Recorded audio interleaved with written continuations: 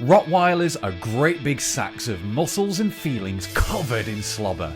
They have a reputation almost as large as they are, and they look like they should be doing security for celebrities. Now if you're thinking of getting a Rottie or already have one and just love the breed, this video is for you. We'll go through what they're like to live with, what the common problems are, what you need to watch out, and how you can get the best out of your dog. We're going to show you how they stack up on our breed leaderboard and whether they might just be the breed that finally knocks the Staffie and Yorkie combo off the top. Let us know the best thing about Rotties down in the comments, and now let's get to it. History. Rotties have been around a lot longer than you might think. In fact, they are regarded as one of the oldest surviving dog breeds. Their ancestors can be traced all the way back to Roman times, where they were used as war dogs. They would join the armies marching across the Alps, and when they got to the region of Rottweil in southern Germany, they started to breed with the local working breeds, and the Rottweiler as we know it was born.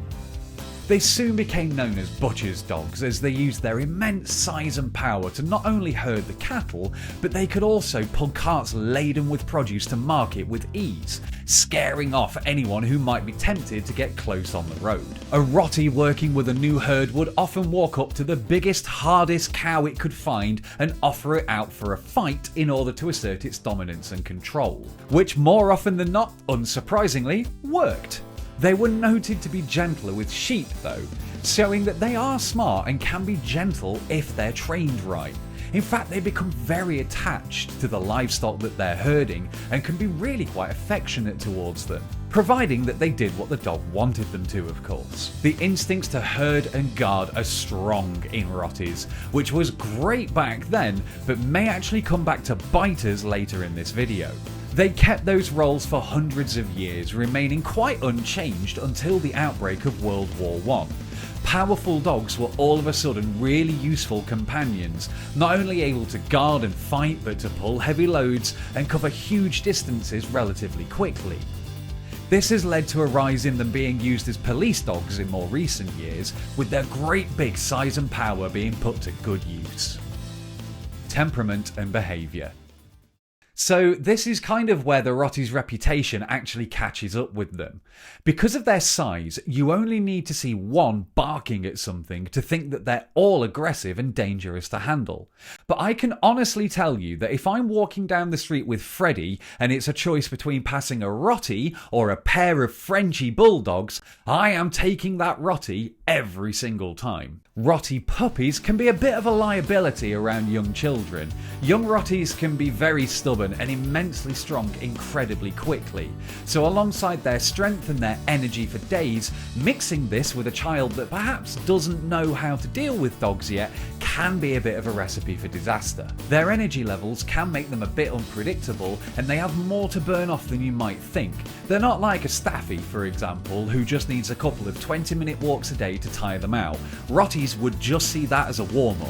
They need lots of walking, exercise and mental games to help them burn off all the excess energy, especially when they're in the puppy phase before they've learned to calm the hell down. Because of their size and reputation, Rotties need a lot of effort putting into socializing them well and often, which we'll get into later.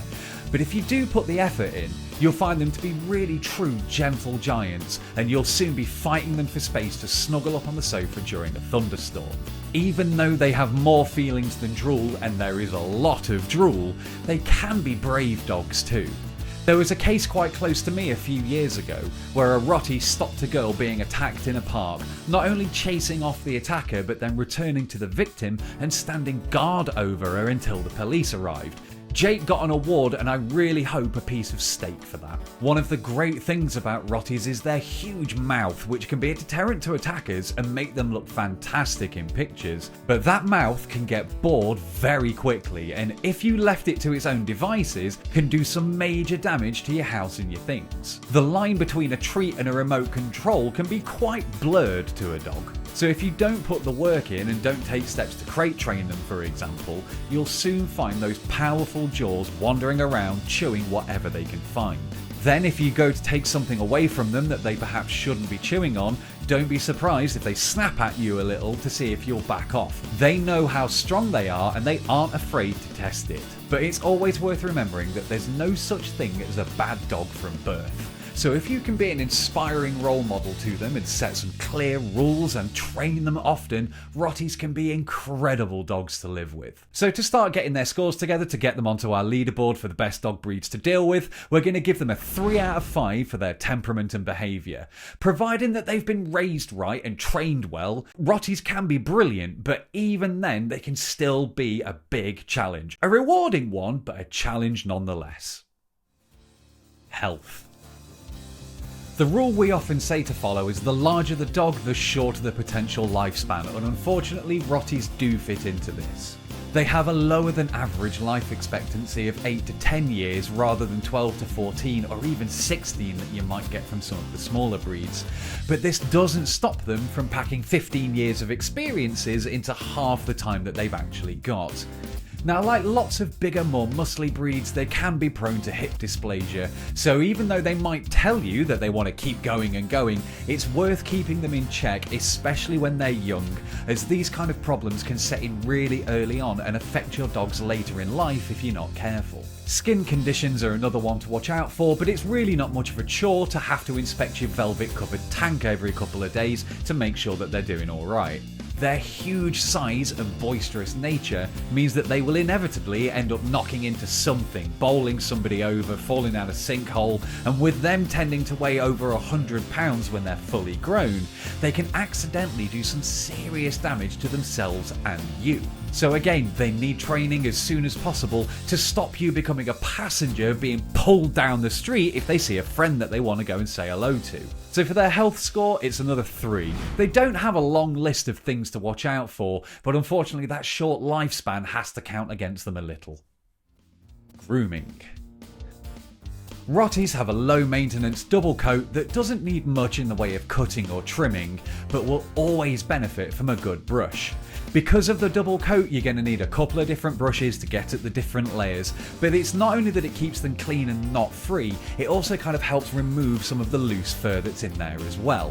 Rotties aren't huge shedders, but they do get worse at certain times of the year. Females will tend to shed just before they come into season, and males will tend to shed heavily around spring and autumn, so don't be surprised if you come home one day and you've got a new dog-coloured rug on the floor. Every dog can benefit from regular trips to the groomers and to the vets, and Rotties are no exception with this. It not only gives them a good scrub, but keeps them socialised to a wider variety of things and people and dogs that we can do at home. So I definitely recommend getting them booked in for a scrub and a blow dry at least once a month. So for their grooming score, we're going to give them a 4. Socializing. Rotties are huge and powerful, so need a lot of socializing in the first months of their life or that you have them in your home. Liable to pull you across the street just because a bird looked at them funny, and their reputation will precede them no matter how well socialised they are. A common issue with Rotties will be their wariness towards strangers. Combine that with the number one problem that I see when it comes to training a dog, other people, and you've got a recipe for a little old lady reaching towards to say hello to your dog without asking permission and then acting surprised when they get nipped, but we're going to deal with that in the next section. For their socialising score, we need to reflect the fact that if Rotties go wrong when being socialised, they can go really wrong. They can go really right, but there are a lot more risks than some of the other breeds. So for this, it's going to have to be a 2.5, I'm afraid. Training. When you're socialising your dog, one thing that will really help will be how well you've trained them, because the best way to socialise a dog is to do some training with them in a variety of different situations. We use the SkoolDoggery puppy press up wherever we go to just kind of help Freddie get used to where we are and what we're doing, and that is just simply to get them into a sit and then into a down and then a sit and then into a down, and just repeat that a few times and you'll soon find that they're going like, oh yeah, I'm kind of sorted now. If you find yourself with a food motivated Rottie like most of them are, then doing things like this should be actually quite easy for you. They will sit, jump, roll over, do your tax return, anything to get hold of a piece of cheese, and will run to Mordor and back for a slice of steak. We can use this to help socialise them. Even if you've got an older Rottie, there is still time to put some more work into them, and if they have things that they need to work on, get on it, you won't regret it. While training will definitely help them, there's no magic button that you can press to make them learn something instantly. So you might have to take some extra steps to make sure that your Rottie doesn't become a biter, and that's to get them muzzle trained as a safeguard. Now the problem with muzzle training, of course, is that it just reinforces the prejudice that's already in people's minds. If they see a big dog walking down the street with a muzzle on its face, they will go, that dog's got a muzzle on, therefore it must be dangerous, which is so wrong that it hurts on my soul. But that doesn't mean that you shouldn't do it, and if you want some help muzzle training your Rottie, we've got a short video over on our channel showing you how to get it done, because it's just a useful skill so that you can take them to anywhere and know that you've got those barriers in place. So for their training, we're going to give them a 4. First time owners. I get why people want Rotties. They look like giant goofballs and can take on the role of protector if you need them to, but they're not for the faint of heart or for the inexperienced. I'm not going to say that a first-time dog owner couldn't have a Rottie at all, but they need to be incredibly dedicated to training and exercising their new dog after doing a lot of research into what's required. If you're looking for something beefy and insane that's on a bit of an easier difficulty setting, get a Staffie. But if you can put the time and work in, do the right research, then they really could actually be the right dog breed for you. But because of all the challenges and pitfalls, we're going to have to give them another 2.5 here on their suitability for first time owners. Shelters are unfortunately full of Rotties whose owners thought that they would be easier than the actual reality. And that's why we do these videos with our leaderboard, so that you can see which breeds stack up for first time owners and even those with a bit more experience. So where do Rotties rank on the leaderboard? Well, according to the scores that we've given them, they come in with 19 out of 30, which doesn't actually put them at the bottom. They've beat out the Jack Russell, which I was surprised about. But please don't think that I'm trying to put you off having a Jack Russell or a Rottie or any breed and that you shouldn't get one. That really is far from the truth. SkoolDoggery likes to try and make sure that people have a fully rounded view of what it's like living with a dog, which means that you should know both the good and the bad things so that you can be prepared for it. We want you to enjoy every second with your dog, whether you've been living one for years or you're about to welcome one into your home for the first time. I'm positive that there's going to be something useful for you over on our channel, which is full of all of our training videos, going through everything that we've mentioned here in much more detail, so make sure to please give us a like and subscribe. I really look forward to hearing your Rottie stories down in the comments, and until next time, look after yourself, but more importantly, look after your dog.